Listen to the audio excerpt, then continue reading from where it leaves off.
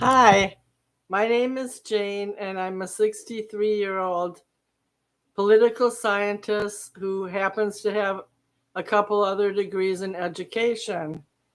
I mainly put just general social media out there like everybody else, like I had a flat tire. And I also have a radio page in which there's over 600 to 700 episodes of 14 years of political discourse. I'm just your average Joe. But as you know, on Snapchat, there's different ways you can present your image, and a lot of the filters make people look a lot younger. Well, I was recently fan base stalked by someone named Carter who told me he really admired me. And then he wasn't my Snapchat friend either. About a month later, he started sending me screenshots. He sent me a screenshot of the fan base. They created a Facebook fan base in my image and with false information. It was 17,538 or something. Then he kept sending me more and more pictures from that day. And I decided within my own realm that I was going to delete him because he was the one who was feeding me all this. Then I started getting phone calls from a number of local individuals who I think were using some kind of Google Connect service. They weren't really phone numbers. And I got derogatory text messages asking me to have sex with people. First of all, they pinned me as a lesbian, and I'm not a lesbian. I'm straight. I'm a Southern Baptist. I go to church, and I'm a Bible believing fundamental Baptist in the sense that I believe certain elements of the Bible restrict homosexuality and lesbianism, and God he does view it as a sin. So I don't put myself out there on the topic matter.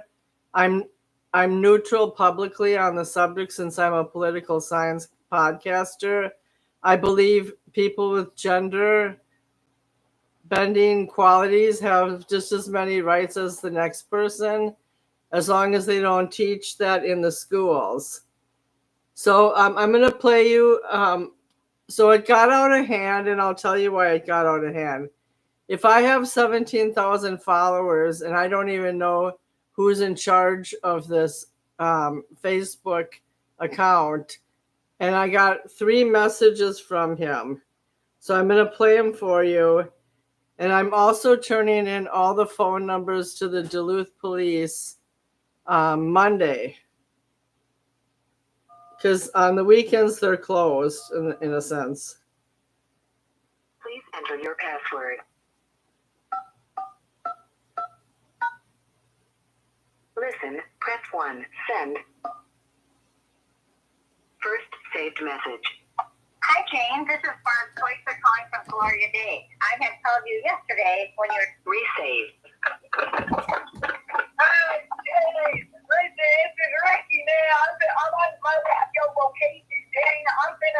We've been out a little bit here, so I want to show you all the pictures I made you. All that. So hit me up, Jane. End of message. Delete. Press 7. Save. Press 9. More options. Resave.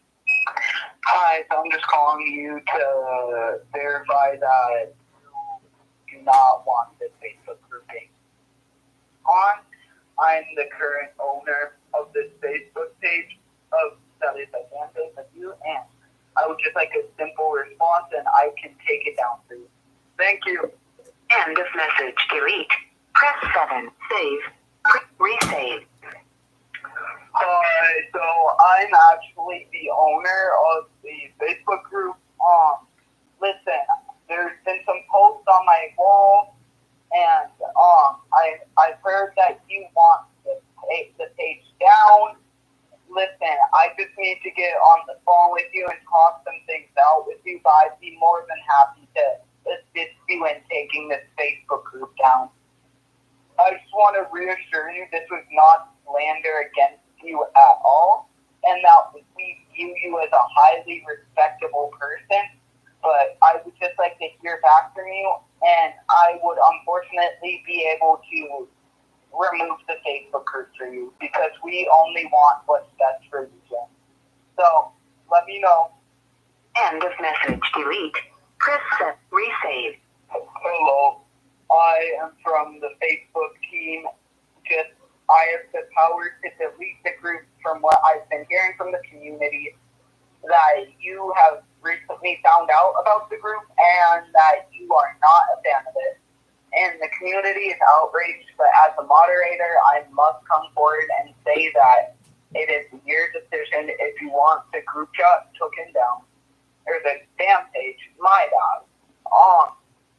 You don't seem to be answering the phone right now, so you can call me back here at 218-379-1642, and I should be able to return your call very soon, and I hope to hear from you. Thank you.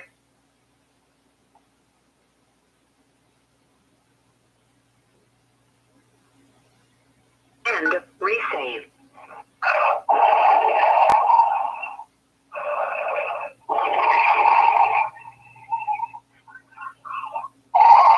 This is somebody else, another stalker.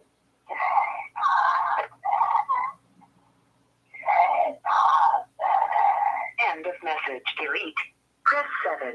Resave. End of messages. Listen. Press 1. So now, before I do my conclusion, after this Carter guy on Snapchat, who I have no idea who he was, and he was not my friend, sent me a battery of pictures, including one of me in a coffin, and saying that I had died of an overdose. I got phone calls from all these people. One was 218-379-1642. He said he was the owner of the Facebook page. He called at least 6 times. I had another call from, just a minute, 218-975-2921. That was the person who sent me the text message that they're on my way to my house and they're going to show up, and they were asking me questions about my son. They called between 20 and 40 times last night. I had some others that I've already turned into the police. Just a minute, let me see if I can find them. And then they kept demanding that I call them back. That, like, call back. And I didn't call back because the police told me to block every single one. I did block the person on Snapchat too. Here was another one. This is the third number I'm providing for people if they want to be like mini investigators. 218-221-2467. That person called between 20 and 30 times last night. Eventually, I work a night shift, and I just blocked them all, and they all went into the spam folder. But I can still see how many times they called in the history. So I want to state this to my audience. I'm a political podcaster. I'm not an inflammatory one. I view all the subject matter, such as Trump getting shot or somebody else, in apparel. I am a left-leaning person in a sense that I generally vote Democrat, but I'm not hateful towards Republicans because a lot of them are Christian fellow and brothers like myself. I just personally don't like Donald Trump. I'm not gay. I have never been a lesbian or homosexual advocate for those kind of rights. However, I do believe in protecting the rights of the individual. I'm not interested in any type of dating or relationships that are out of the will of God.